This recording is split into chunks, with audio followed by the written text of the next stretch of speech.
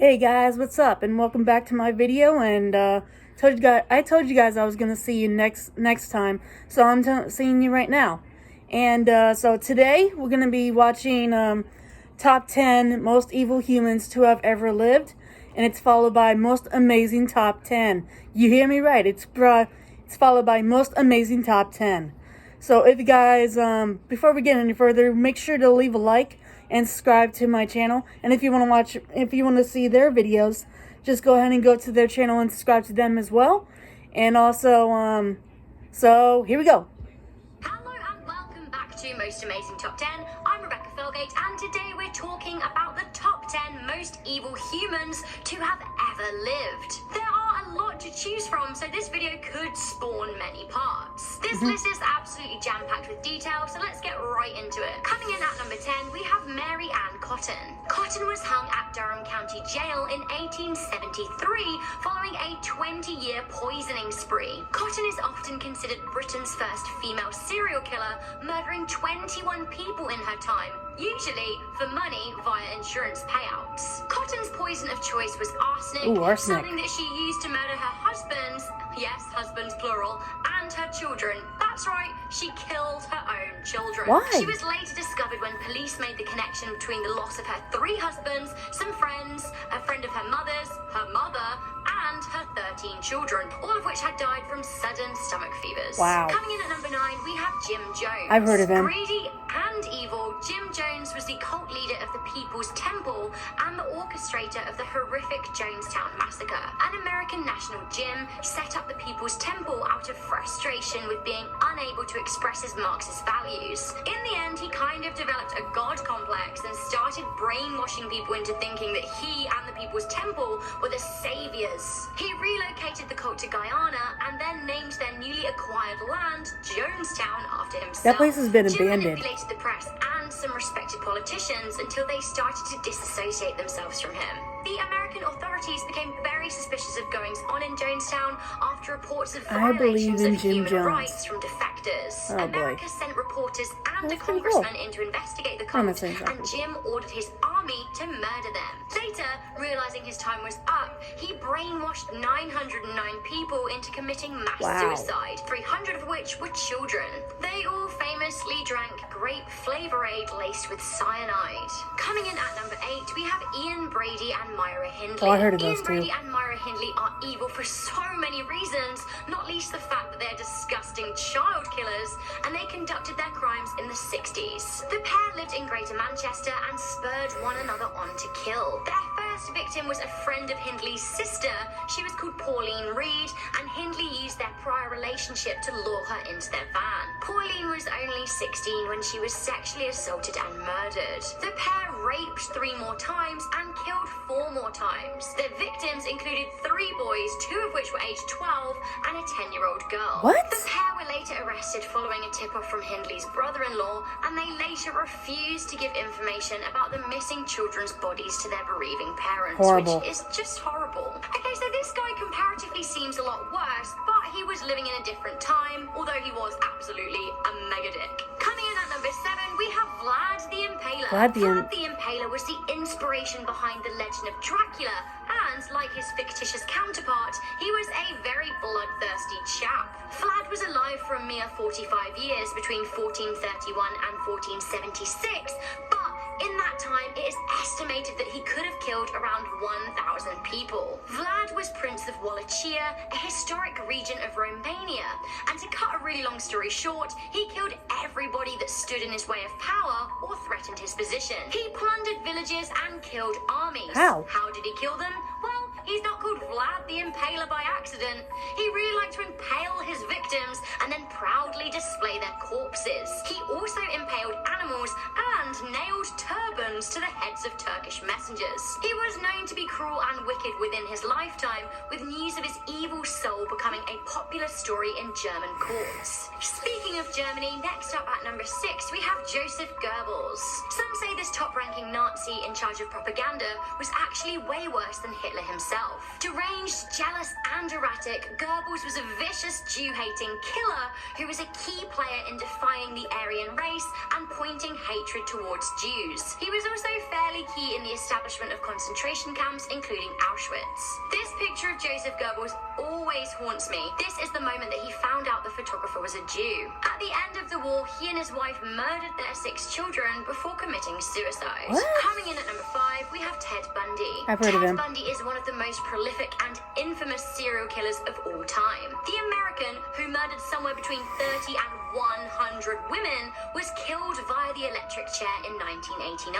Bundy raped most of his victims and kept souvenirs, including body parts and Polaroids of their bodies. What? When caught, Bundy gave a series of chilling interviews where he described himself as cold-hearted. He also revealed that he would decapitate some of his victims and then have sex with their corpses. What? Sometimes he would revisit his murder site and would again perform sexual acts on decomposing bodies. Bundy famously said, "We serial killers are your sons, we are your husbands, we are everywhere, and there will be more of your children dead tomorrow." Wow. Oh, this guy, gross. He seemed to take a sick pride in being a killer. Yeah, he does. Coming in at number 4, we have Delphine LaLaurie. Considered one of the most evil women in the world, let alone New Orleans, this absolute historic she-devil even got her own character on American Horror Story. Delphine grew up as a young, rich beauty in a wealthy white Creole family in New Orleans. After 3 marriages, she bought That's her widowing, own home not divorce. and installed a slave's quarter in the top floor. Beneath the shiny veneer of her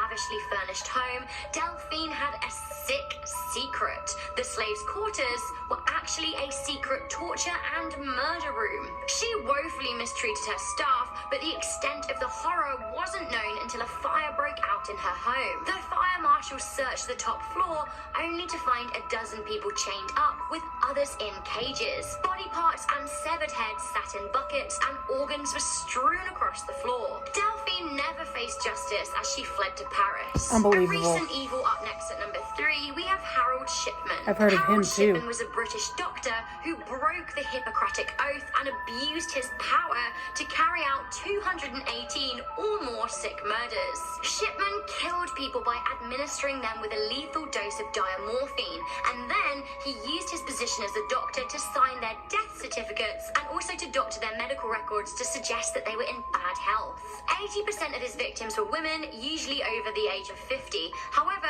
Shipman has been linked to the death of a 4-year-old boy. His last victim was pensioner Kathleen Grundy, for whom he had forged a will, leaving himself in excess of £300,000. Eventually, he was discovered and sent to prison in 2000, and in 2004, he hung himself on his 58th birthday, reportedly waiting this long specifically so his wife would get his £100,000 pension. What? Sick. Coming into number 2, it doesn't get much sicker than ISIS. Evil has threaded itself throughout history, and currently one of the most evil selections of people alive reside in a terrorist cell called ISIS. These deranged killers are pretty much hell-bent on destroying the West and pretend to support Islam in their quest for dominance over the East. ISIS was founded by Abu Musab al-Zarqawi, and the group murder and destroy in the most chaotic way. ISIS were behind the Bataclan massacre, the Tunisia Beach massacre, attacks in Turkey, Syria, Egypt, Yemen, Berlin, and many more. Not only do they carry out sick murders on innocent people, which they often film and put on the internet, they also indoctrinate young Muslims, radicalizing them and encouraging them to leave their homes and join them in Syria, or whichever underground rat hole they're living in. Finally, at number 1, we have a man who is responsible for the deaths of 45 million people. 45 million We have people? Mao Zedong. Mao Zedong was the founding father of the People's Republic of China, which was achieved in 1949 after a brutal civil war during which the Communist Party overthrew the government. Mao was cruel on so many scales. He tortured and killed army dissenters and peasants accused of hiding food supplies. But the crux of Mao's cruelty came as he defiantly pushed the Great Leap Forward policy, which aimed to change China from a farming society to a society focused on industry. Unfortunately, this radical shift led to food shortages, sparking the Great Chinese Famine, where between 18 and 30 million Chinese people starved to death. It has been documented that Mao knew that this was happening as the rice yield was not big enough to sustain the population. He is reported to have said it was better for half the population to die so that the other half could thrive. Ultimately, his rule saw the collective untimely deaths of up to 45 million people as a result of famine and corrupt practices he used to obtain and maintain power. All right, so sorry I keep getting told double takes because I'm watching a TV show. I should probably turn this off right now. So, all right, well, yeah, I actually recognize the names from the top 10 list. Like for example, Ted Bundy. Well, actually, I was pretty shocked about what he was doing, but even though most of all, I actually know about.